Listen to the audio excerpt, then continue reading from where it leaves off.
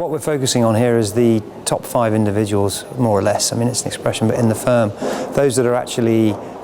important to the firm, but mostly because of their clients and the profit they bring to the firm. So we're focusing on those type of A players who are very strong with clients generally, and that's because we work in a law firm, and those are the most obvious ones that we value. So how we measure all of our partners and employees right through the firm is via 5 criteria. We look at profit, we look at clients, we look at strategic value, so are these the sort of things that the firm wants to be doing to fit its strategy, and we look at people and behaviours.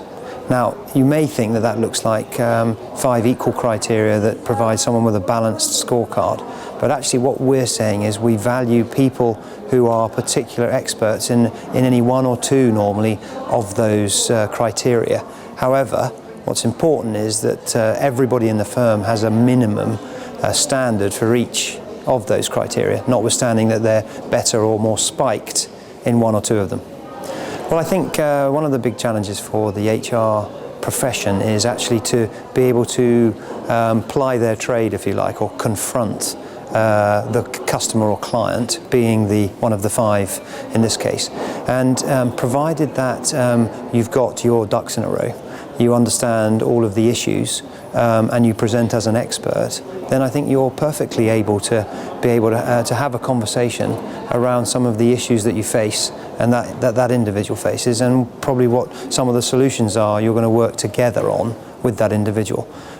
What you mustn't do is just refer or defer to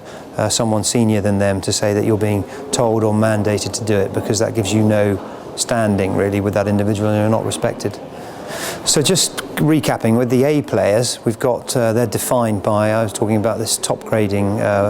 philosophy, which is really those that are at the top 10% in that role at that price in the market. And those are the people that many people focus on, because many of your psychologists will tell you that they're going to be your leaders of the future. However, at any one time in the organisation, you've got a huge rump of solid performers, or B players, and particularly in the law firm I think we've got more than most, more like 50 or 60%, whereas most other studies in other corporates might be 20 or 30%. And actually you've got to keep that engine running, and you've got to keep them motivated, and we spend quite a lot of time thinking about how we can keep them in the organisation,